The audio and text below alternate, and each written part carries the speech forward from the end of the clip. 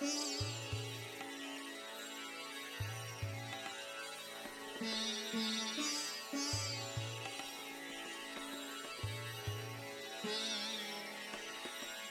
pagdiriwang ng Rathayatra.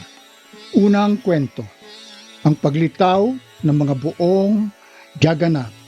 Ikalawang video, konklusyon. Isang PowerPoint video na paghahandog.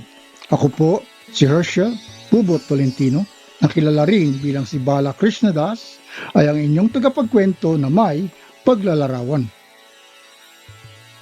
Lahat ng mga kaluwalhatian ay aking inaalay kina Sri Guru at Sri Gauranga. Kasama ang isang pulutong ng mga sundalo, ang hari ay nagtungo sa puok na iyon, tinawag na bangkimuhan, at kanyang nakita sa pampang ang isang napakalaking troso, ang Daru Brahman.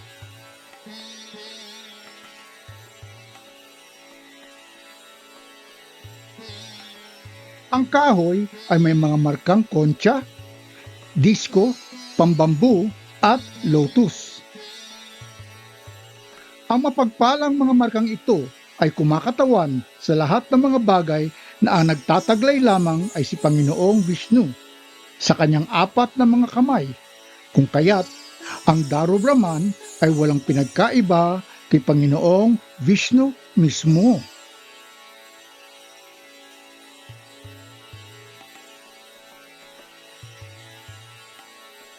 Bagamat inilahok ng hari ang maraming tao at mga elepante upang galawin itong Daru Brahman o kahoy na Brahman, hindi man lamang nila ito may usad ng bahagya.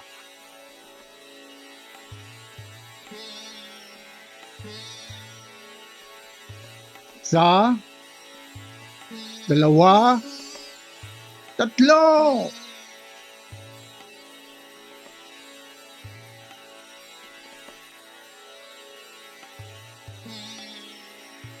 Sa gabi ring iyon, nangusap muli si Panginoong Jagannath kay Haring Indradyumna at sinabing, "Dalhin mo ang aking lingkod na si Vishwavasu na sa akin bilang si Nilamadhava ay dating nagsilbi.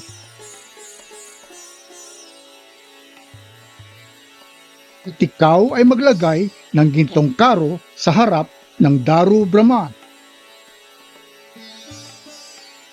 Kaya't ang hari ay nagsimulang kumilos ayon sa tagubilin ng panaginip na iyon. Kanyang dinala ang sabarang si Vishwavasu at ipinwesto ito sa isang tabi ng Daru Brahman. Sa kabila, ipinwesto niya naman ang Brahming si Vidyapati. Ating inuulit, ang Brahming si Vidyapati ay isa sa mga paring isinugo ni Haring Indradyumna saan man sa Bharatavarsha, bansang India na ngayon, upang hanapin o magtanong tungkol kay Sri Nilamadhava Jagannath. At sa kanilang lahat, siya lamang ang naging matagumpay sa kanyang misyong ito para sa kanyang hari. Sa kanyang pagpwesto ng gintong karo sa harap ng Daru Brahman, ang hari ay nagsimulang magkirtan, ang sama-samang pag-awit at pagkikinig ng mga banal na pangalan ng Panginoon. Pagkatapos, tinanganan ng hari ang Daru Brahman at nagdasal sa Panginoon na sumampa na sa karo.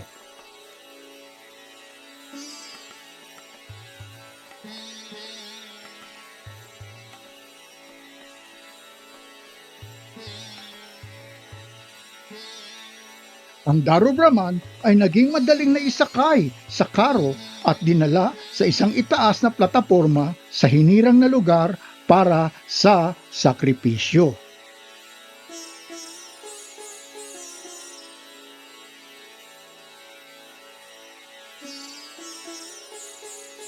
Sinasabing ang lugar kung saan ang templo sa kasalukuyan ay nakatayo, ngayon ay ang lugar kung saan isinagawa ang sakripisyong iyon.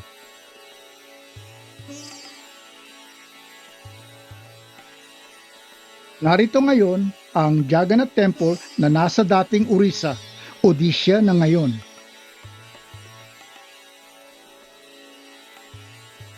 At ang poong Narasimha na nakatayo ngayon sa may kanlurang bahagi ng Mukti Mandapa sa lupain ng templo ay ang orihinal na poong Sri Narasimha.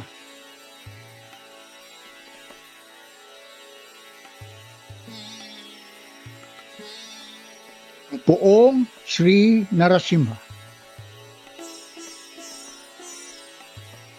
Mukti Mandapa. Maraming mandapa, mga may posting mga bulwagang nasa mataas na plataforma na nasa masikot na Jagannath Temple para sa mga pangrelihiyong pagpupulong. Ang pinakaprominente ay ang Mukti Mandapa, ang bulwagan ng banal na upuan ng mga piling-piling marurunong na Brahmin. Upang maiukit ang puon ni Panginoong Jagannath mula sa Daru Brahman, nagtawag si Haring Indradyumna ng maraming eskultor. Gayunpaman, isa sa kanila ay hindi man lamang magalaw ang Daru Brahman dahil kapag sila ay magsimula na, ang kanilang mga pait o sinsel at maso ay nawawarat at nalalaglag ng pira-piraso.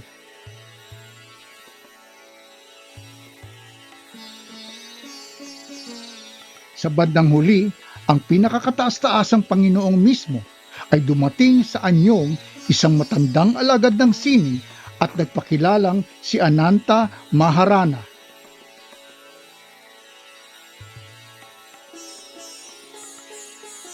Ananta Maharana.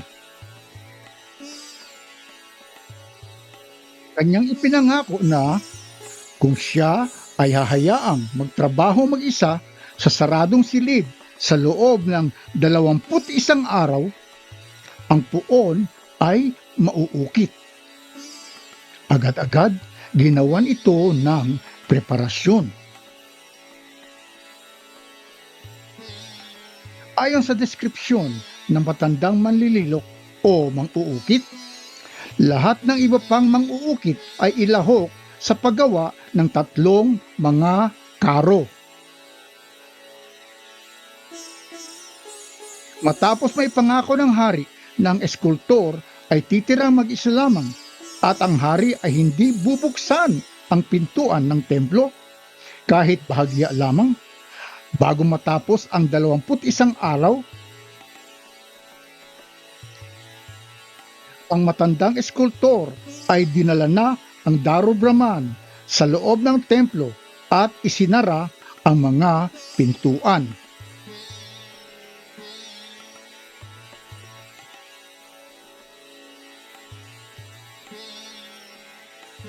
Gayunpaman, nang magdaan ang 14 na araw, hindi na naririnig ng hari ang tunog at ingay ng pangsining ng mga kasangkapan, kung kaya't siya ay napuno ng pagkabalisa.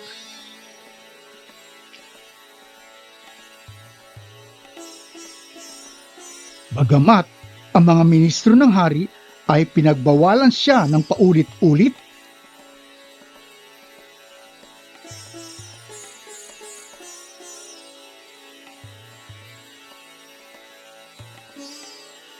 sa payo ng kanyang reyna,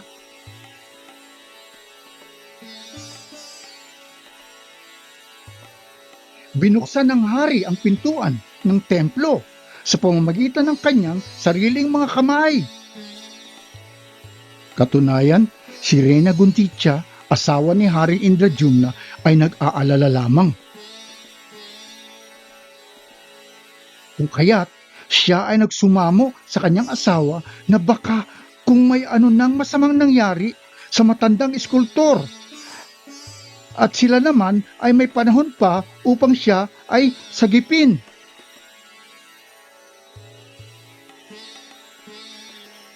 Dahil ang eskultor ay tuloy-tuloy na nagtatrabahong mag-isa lamang sa saradong pintuan sa kanyang sariling kahilingan na walang gumagambala sa loob ng 2 linggo na wala man lamang pagkain at inumin. Dahil kanya na itong naunawaan, ang may mabuting pusong hari ay umayon sa kanyang mapagmalasakit na reyna at agad-agad nitong pinwersang buksan ang mga pintuan ng templo.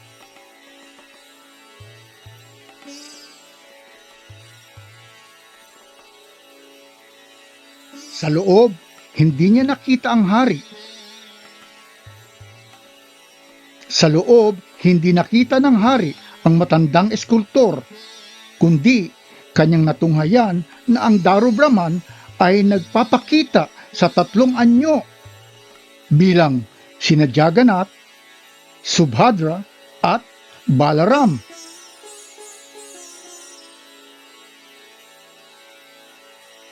Sa kanyang paglapit sa harap ng mga poon, kanyang nakita na ang kanilang mga daliri, kamay at mga paa ay hindi pa tapos.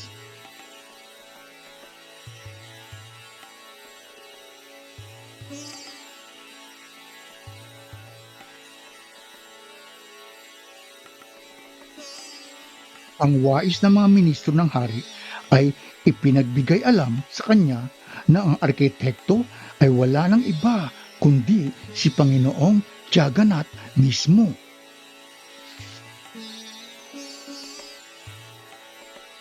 At dahil sa kanyang pagbubukas ng mga pintuan ng maaga ng 1 linggo na ang hari ay hindi tumupad sa kanyang pangako, si Panginoong Jagannath ay nagpakita na lamang ng ganoon.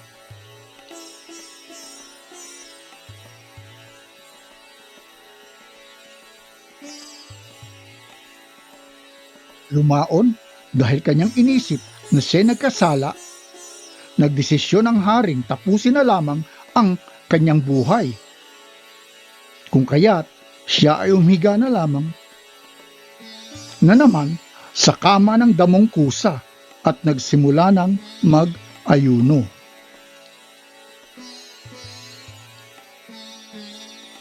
Ang pag-aayuno ay ang hindi pagkain at minsan hindi rin pag-inom. Damong kusa. Ang damong ito ay ginagamit upang upuan o ginagawa itong saping banig gamit kapag nagme-meditate. Dahil kaya nitong sipsipin ang pangit na enerhiya at pinalalakas nito ang spiritual na vibes.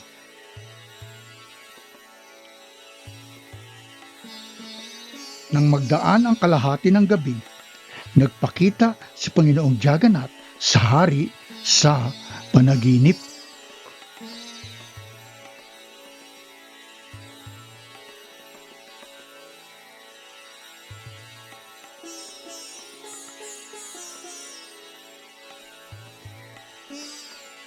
Ang sabi ng Panginoon, "Ako ay panghabang buhay ng nakalagay dito sa Nilachala sa anyong Jagannath bilang ang Daru Brahman."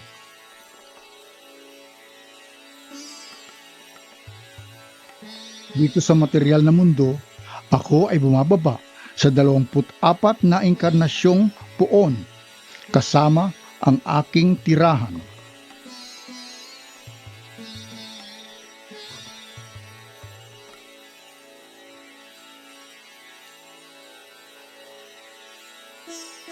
Wala akong material na mga kamay at paa.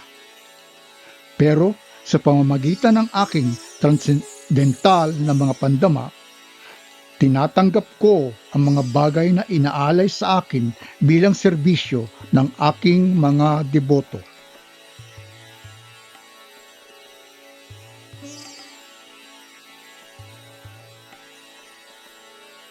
Walang mga kamay, walang mga paa, walang mga tainga. At para sa benepisyo ng mundo, ako ay naglalakbay parito't paroon.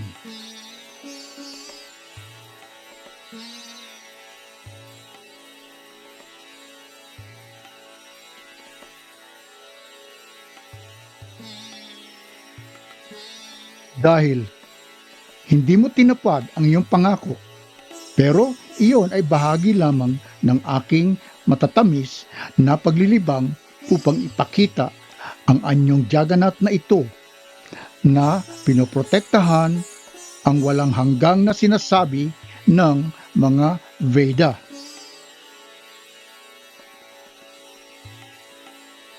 Gayunpaman, yaong mga debotong ang kanilang mga mata ay may pahid ng pagmamahal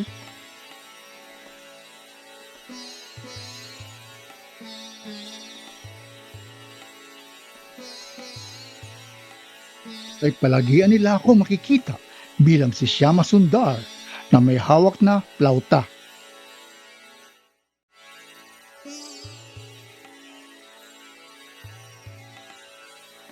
Si Shyama Sundar, Krishna. Singit. Mahigit 500 taon na ang nakararaan noong si Krishna ay bumaba bilang si Panginoong Chaitanya. Pinatindi ni Panginoong Jagannath ang sinabi niyang ito sa isang paglilibang kasama si Sri Chaitanya noong siya ay nasa Puri. Tiningnan ni Panginoong Chaitanya si Panginoong Jagannath, pero sa kanyang pagtingin, nakita niya na si Panginoong Jagannath ay naging si Shyama Sundar, Krishna, na may hawak na plauta sa kanyang bibig. Sina Panginoong Chaitanya, Jagannath at Shyama Sundar, Krishna.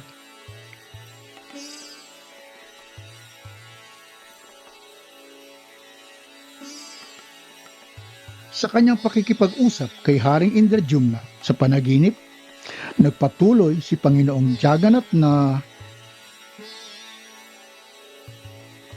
kapag nais mong ako ay paglingkuran ng marangya, paminsan-minsan maari naman akong dekorasyonan ng mga kamay at paa na gawa sa ginto o pilak.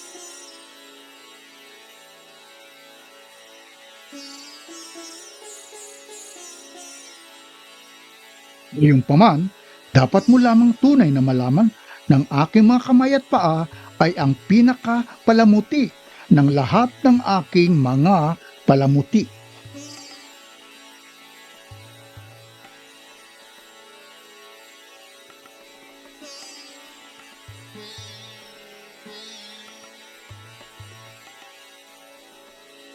Sa mga Veda, sa Sitasvatar Upanishad 3.19, iginigiit na Apanipado Jabano Grahita Pasyate at Chakshu sa Shirunoti Akarna Saveti Vadyam Nacha Tasyati Veta Tam Ahur Argyam Purusham Mahantam.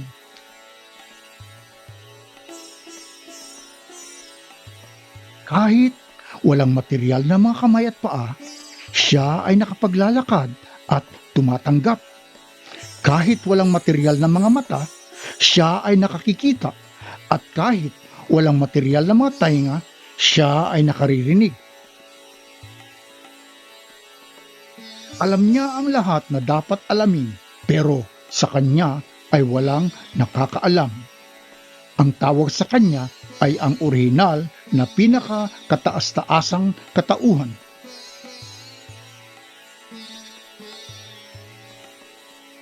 Upang protektahan ang iniginigiit ng mga Veda na ito, ang anyong ito na walang mga kamay at paa ay kinuha ni Panginoong Jagannath.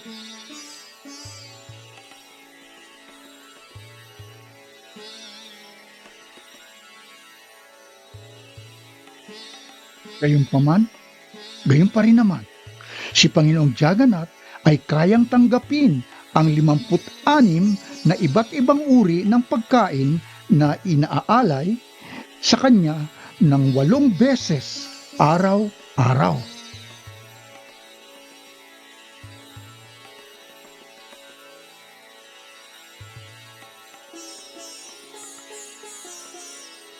At kanyang nilalakbay ang buong mundo sa kanyang maririlag na mga karo.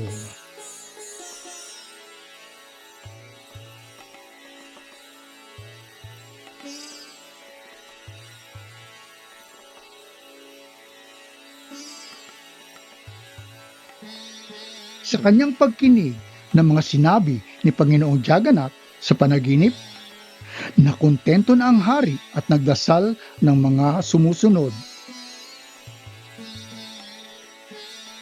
O aking Panginoong may magandang kalooban, ipagkaloob po ninyo na yaong lumitaw sa pamilya ng iskultor na nagpakita nitong inyong anyo, siya nawa, panahon sa panahon ay mag-aasista sa paggawa ng inyong 3 karo.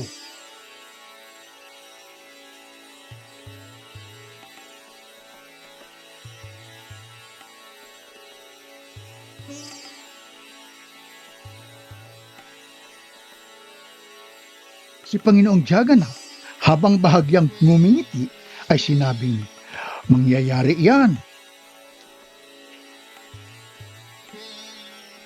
Ang sabi ni Panginoong Jagannath sa hari ay, si Vishwavasu ay dating nagsilbi sa akin bilang Sinila Madhava. Ang kanyang mga inapo dapat henerasyon sa henerasyon ay magsisilbi sa akin. Maari silang tawaging aking mga dayita.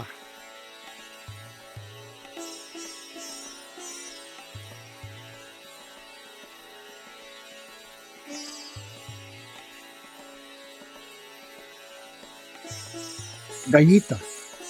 Ang ibig sabihin ng salitang Sanskrit na dayita ay pinakamamahal na mapagmahal na nilalang.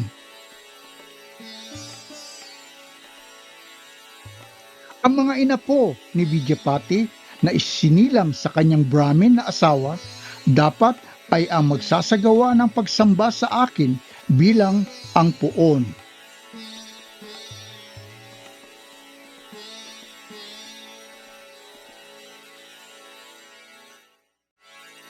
Ang kanyang mga inapo na nanggaling sa kanyang sabari na asawang si Lalita ay ang dapat na magluluto ng aking pagkain. Sila ay kikilalanin bilang ang mga Suyara.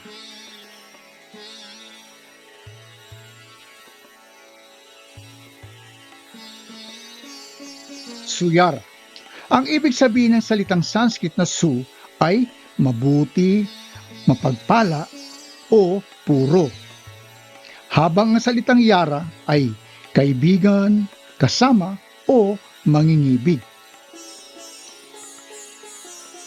Kalaunan, sinabi ni Haring Indradyumna kay Panginoong Jagannath na, pakiusap, ipagkaloob po ninyo sa akin ang pabor na ito, na ang mga pintuan ng inyong templo ay magiging sarado lamang ng 3 oras kada araw.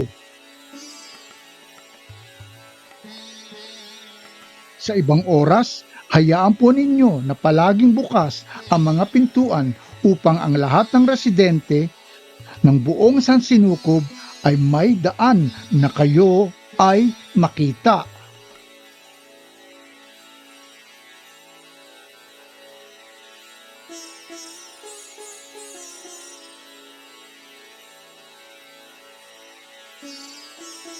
Higit pa ron, hayaan niyo po na sa buong araw ang inyong mga pagkain. Ang inyong pagkain ay tuloy-tuloy lamang na ang inyong malaloto sa mga daliri ay hindi matutuyuan.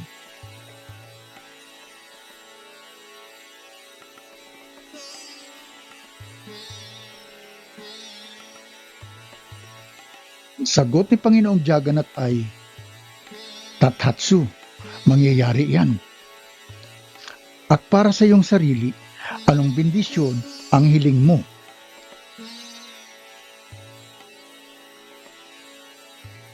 Sumagot ang hari ng, upang sa hinaharap ay walang mag-aangkin ng iyong templo bilang kanyang sariling pag-aari, aking ninanais na wala po akong magiging anak.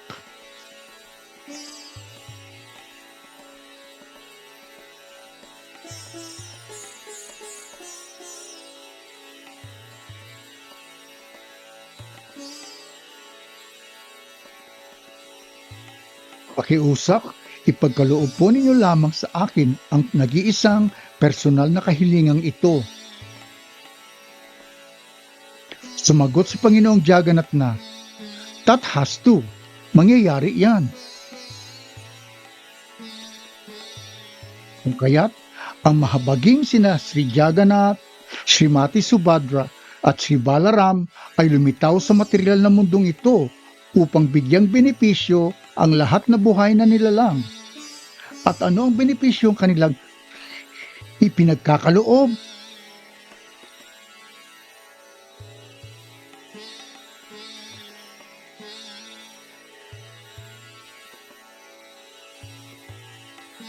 Iyon ay sinasaad sa Naradiya Purana UKH 5212. Pratinam tatratam drisva swayam devena ni rimitam anayasena vayanti babanam metato nara. Ang pinakakataas-taasang Panginoong Narayan Krishna ay sinabi kay Lakshmi Devi na,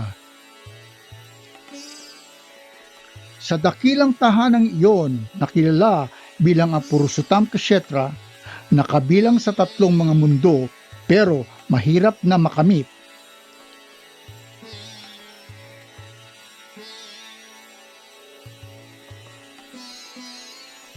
Narito ang Purushottam Kshetra ng Templong Jagannath Puri.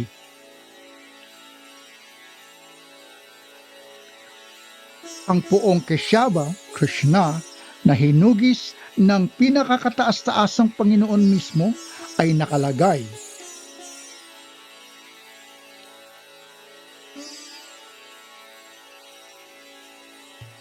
Ang mga Brahmin ay binibihisan at dinedekorasyonan ang mga poon ni Jagannath.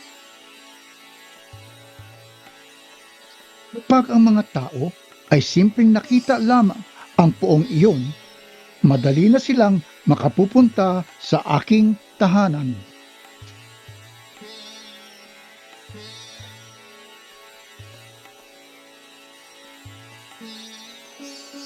Sa ganitong paraan, si Panginoong Jagannath ay pinalalaya ang buong sansinukob, lalo't kapag siya ay nakasakay sa kanyang karo sa paningin ng lahat. Jaya Jagannath!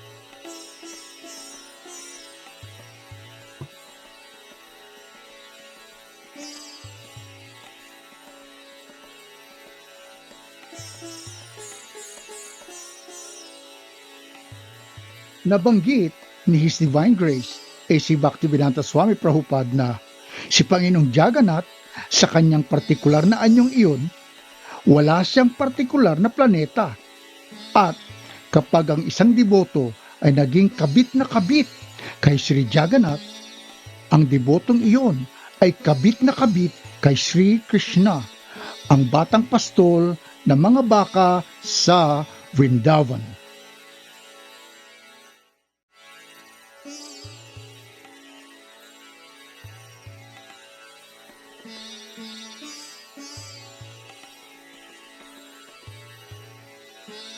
Marami pong salamat.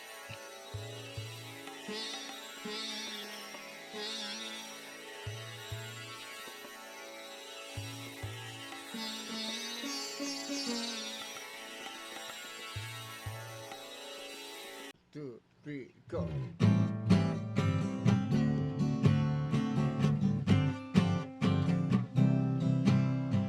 Hare Krishna, Hare Krishna, Krishna Krishna, Hare Hare, Hare Rama, Hare Rama, Rama Rama, Hare Hare.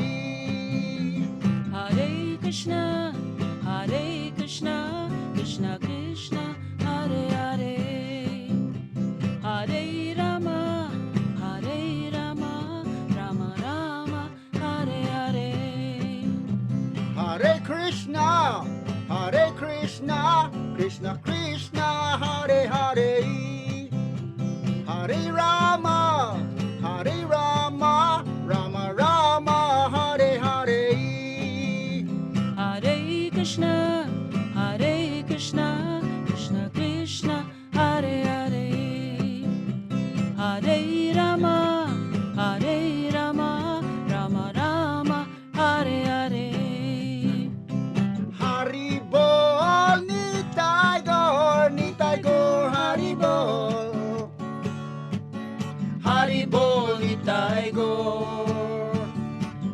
Haribo, Nitai Gaur, Haribo.